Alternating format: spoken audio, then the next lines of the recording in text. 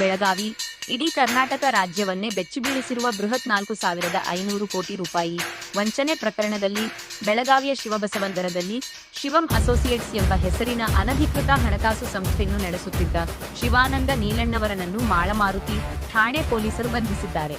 ಜಿಲ್ಲಾಧಿಕಾರಿ ಮೊಹಮ್ಮದ್ ರೋಷನ್ ಹಾಗೂ ಪೊಲೀಸ್ ಆಯುಕ್ತ ಬೊರಸೆ ಭೂಷಣ್ ಗುಲಾಬ್ರಾವ್ ನೇತೃತ್ವದಲ್ಲಿ ಕಂದಾಯ ಮತ್ತು ಪೊಲೀಸ್ ಇಲಾಖೆಯ ಜಂಟಿ ಅಧಿಕಾರಿಗಳು ಶಿವಂ ಅಸೋಸಿಯೇಟ್ಸ್ ಕಚೇರಿಗಳು ಹಾಗೂ ಶಿವಾನಂದನ ನಿವಾಸದ ಮೇಲೆ ದಿಢೀರ್ ದಾಳಿ ನಡೆಸಿ ಆತನನ್ನು ವಶಕ್ಕೆ ಪಡೆದಿದ್ದಾರೆ.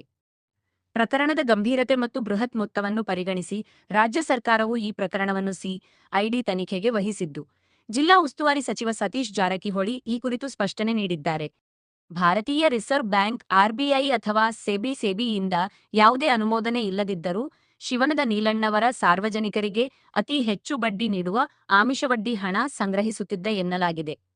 ಪ್ರಮುಖವಾಗಿ ಮಾಜಿ ಸೈನಿಕರು, ನಿವೃತ್ತ ಸರ್ಕಾರಿ ನೌಕರರು ಹಾಗೂ ಮಧ್ಯಮ ವರ್ಗದ ಜನರನ್ನು ಗುರಿಯಾಗಿಸಿಕೊಂಡು ಹೂಡಿಕೆ ಮಾಡಿಸಿಕೊಳ್ಳುತ್ತಿದ್ದ ಈತ ಪ್ರಾಥಮಿಕ ತನಿಖೆಯ ಪ್ರಕಾರ ಸುಮಾರು 35,000ರಿಂದ 45,000 ಜನರಿಂದ ಬರೋಬ್ಬರಿ 4,500 ಕೋಟಿ ರೂಪಾಯಿಗೂ ಅಧಿಕ ಹಣವನ್ನು ಅಕ್ರಮವಾಗಿ ಸಂಗ್ರಹಿಸಿರುವ ಶಂಕೆ ವ್ಯಕ್ತವಾಗಿದೆ. ದಾಳಿಯ ವೇಳೆ ಅಧಿಕಾರಿಗಳು ಸುಮಾರು 4 ಕೋಟಿ ರೂಪಾಯಿ ಮೌಲ್ಯದ ಬಾಂಡ್ ಪೇಪರ್ಗಳು, ಸಾವಿರಾರು ಖಾಲಿ ಚೆಕ್ಗಳು ಸೇರಿದಂತೆ ಮಹತ್ವದ ದಾಖಲೆಗಳನ್ನು ವಶಪಡಿಸಿಕೊಂಡಿದ್ದಾರೆ. ನಗರದ 3 ಪ್ರಮುಖ ಕಚೇರಿಗಳು ಹಾಗೂ ಒಂದು ಫ್ಲಾಟ್ ಅನ್ನು ಸೀಜ್ ಮಾಡಲಾಗಿದ್ದು, ಲ್ಯಾಪ್ಟಾಪ್, ಕಂಪ್ಯೂಟರ್ಗಳು, ಮೊಬೈಲ್ ಫೋನ್ಗಳು ಮತ್ತು ಪಾಸ್ಪೋರ್ಟ್ ಸೇರಿದಂತೆ ಡಿಜಿಟಲ್ ಪುರಾವೆಗಳನ್ನು ಜಪ್ತಿ ಮಾಡಲಾಗಿದೆ. ಆರೋಪಿಯ ಆಸ್ತಿ ಮುಟ್ಟುಗೋಲು ಪ್ರಕ್ರಿಯೆಯೂ ಚುರುಕುಗೊಂಡಿದೆ. ಶಿವಾನಂದ ನೀಲಣ್ಣವರ ಬೆಳಗಾವಿ ಭಾಗದಲ್ಲಿ ಕೇವಲ ಉದ್ಯಮಿಯಾಗಿರದೆ ತಾನೊಬ್ಬ ದೊಡ್ಡ ಸಮಾಜ ಸೇವಕ ಎಂದು ಬಿಂಬಿಸಿಕೊಂಡಿದ್ದ.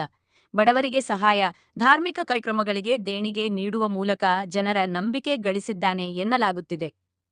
ಇದೇ ವೇಳೆ ಸಾರ್ವಜನಿಕವಾಗಿ ಪ್ರಭಾವಶಾಲಿಯಾಗಲು ಯತ್ನಿಸುತ್ತಿದ್ದ ಈತ 2028ಕ್ಕೆ ನಾನು ಕರ್ನಾಟಕದ ಮುಖ್ಯಮಂತ್ರಿ ಆಗುತ್ತೇನೆ ಎಂದು ಬಹಿರಂಗ ಹೇಳಿಕೆ ನೀಡಿ ಸಾಮಾಜಿಕ ಜಾಲತಾಣಗಳಲ್ಲಿ ಸಾಕಷ್ಟು ಚರ್ಚೆಗೆ ಗ್ರಾಸವಾಗಿದ್ದ. ಬಂಧನಕ್ಕೂ ಮುನ್ನ ಶಿವಾನಂದ ಒಂದು ಆಡಿಯೋ ಸಂದೇಶ ಬಿಡುಗಡೆ ಮಾಡಿ ಯಾರೂ ಹೆದರಬೇಡಿ, ಎಲ್ಲವೂ ಸರಿಹೋಗುತ್ತದೆ ಎಂದು ಹೂಡಿಕೆದಾರರಿಗೆ ಭರವಸೆ ನೀಡಲು ಯತ್ನಿಸಿದ್ದಾನೆ. ಆದರೆ ಸದ್ಯ ಪೊಲೀಸರು ಆತನನ್ನು ರಹಸ್ಯ ಸ್ಥಳದಲ್ಲಿ ತೀವ್ರ ವಿಚಾರಣೆಗೆ ಒಳಪಡಿಸಿದ್ದು, ಈ ಹಗರಣದ ಹಿಂದೆ ಇನ್ನೂ ಯಾರಾದರೂ ರಾಜಕೀಯ ಪ್ರಭಾವಿಗಳು ಅಥವಾ ಇತರೆ ವ್ಯಕ್ತಿಗಳ ಕೈವಾಡವಿದೆಯೇ ಎಂಬ ಕುರಿತು ತನಿಖೆ ಮುಂದುವರಿದಿದೆ. ರಾಜ್ಯದ ಅತಿ ದೊಡ್ಡ ಆರ್ಥಿಕ ಅಪರಾಧಗಳಲ್ಲಿ ಒಂದಾಗಿ ಪರಿಗಣಿಸಲ್ಪಟ್ಟಿರುವ ಈ ಪ್ರಕರಣದಲ್ಲಿ ಹೂಡಿಕೆದಾರರ ಹಣವನ್ನು ಮರಳಿ ಕೊಡಿಸಲು ಸರ್ಕಾರ ಕಟ್ಟುನಿಟ್ಟಿನ ಕ್ರಮ ಕೈಗೊಳ್ಳುತ್ತಿದೆ. ಸಿಐಡಿ ತಂಡವು ಶೀಘ್ರದಲ್ಲೇ ಅಧಿಕೃತವಾಗಿ ತನಿಖೆ ಕೈಗೆತ್ತಿಕೊಳ್ಳಲಿದ್ದು, ಪ್ರಕರಣದ ಸಂಪೂರ್ಣ ಸತ್ಯಾಂಶ ಹೊರಬರುವ ನಿರೀಕ್ಷೆ ವ್ಯಕ್ತವಾಗಿದೆ.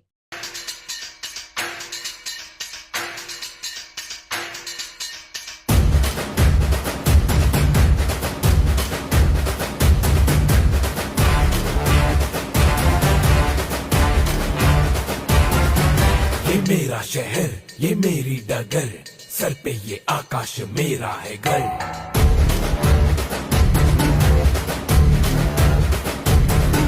हाँ मैं ही गलत, हाँ मैं ही सही, मैं ही फैसला हूँ, मैं ही खाता बही.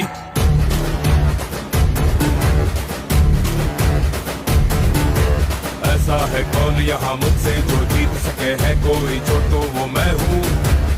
से बड़ा कोई है इस जहां में, अगर वो कोई भी कल का मैं हूँ, मुझो पे